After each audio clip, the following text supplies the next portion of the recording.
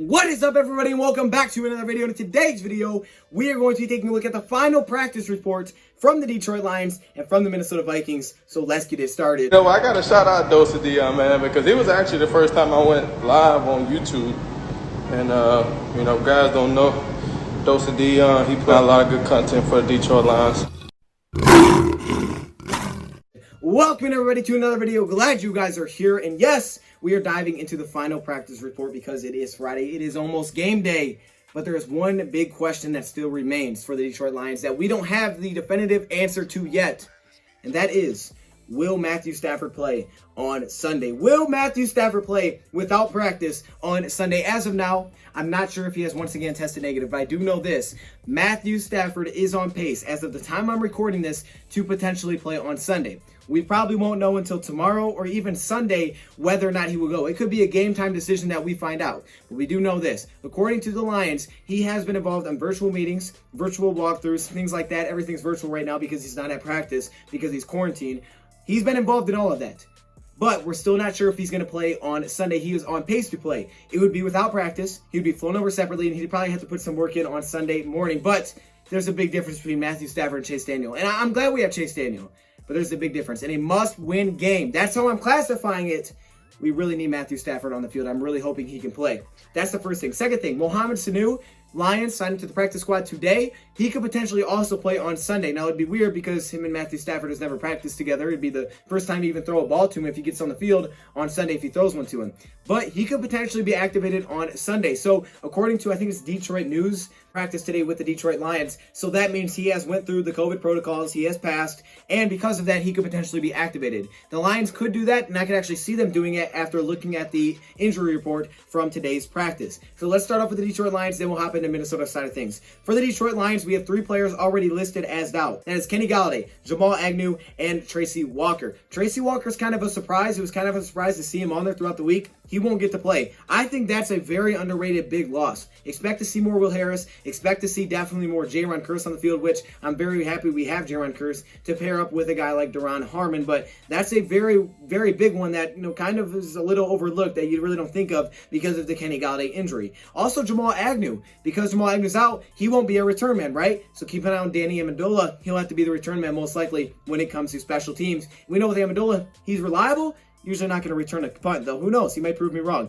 There are a couple of players also listed questionable. That includes Joe Dahl, Christian Jones, Darryl Roberts, and Big V. So let's start off with the 2 linemen, Big V and Joe Dahl. One of those guys, I think, really needs to play. I hope we get one of those guys at least to play in this game, because as long as one of them can play, potentially, let's say Big V plays, Joe Dahl doesn't. Okay, we put Big V at right guard and at right tackle. We start Terrell Crosby, and boom, we have the offensive line that we've rocked with for some time. You just put Jonah at left guard. And if Big V can't go and Joe Dahl can go, all of a sudden, boom, your guard is Joe Dahl and Jonah Jackson, and you just put Terrell Crosby at right tackle. So you can make it work as long as one of them can play. Now, if they both can't play, now all of a sudden there's different options that come up that the Lions could be working with. Either a veteran offensive lineman, potentially could we see Logan Stenberg for the first time, I think, activated, right? That'd be pretty wild. And also we'll probably still see once again Terrell Crosby at right tackle. So hopefully at least one can go. Darryl Roberts. We know Justin Coleman returned last week. He's good to go, which is awesome. But Darryl Roberts, once again, he is questionable just like he was last week, I believe. And Christian Jones. I think he was also questionable, but he's okay, again, questionable for the Detroit Lions. But we do have some names that are apparently in. They should be in for the game. I would list it as probable, not 100%, but I'd list it as probable. Those guys include Taylor Decker, TJ Hockenson, Danny Shelton, and Desmond Trufant. Hold up, Desmond Trufant's back. Yes.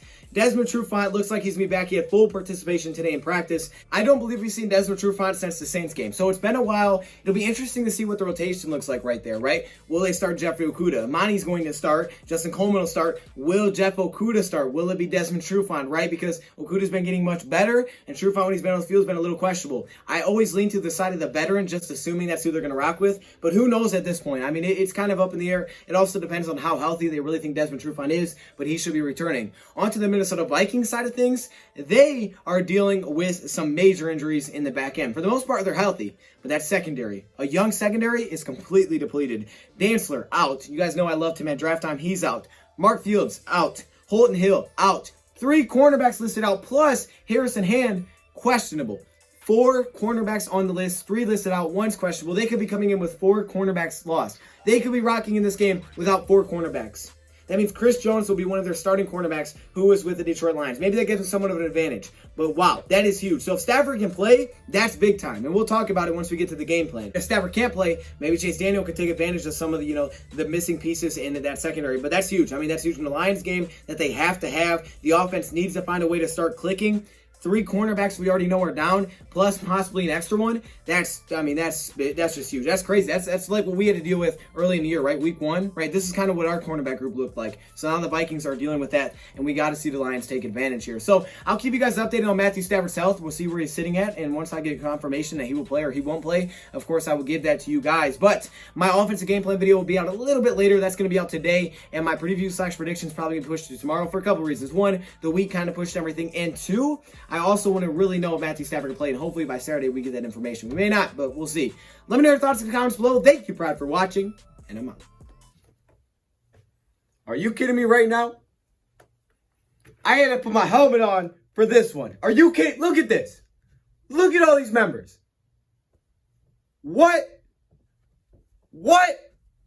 Yo, hey, shout out to all the members, man. Look how many All-Pro members there are. Like, literally, it's the whole screen, dog.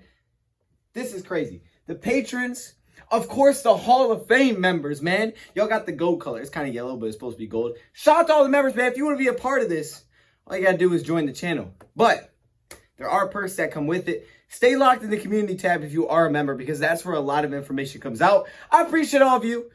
What?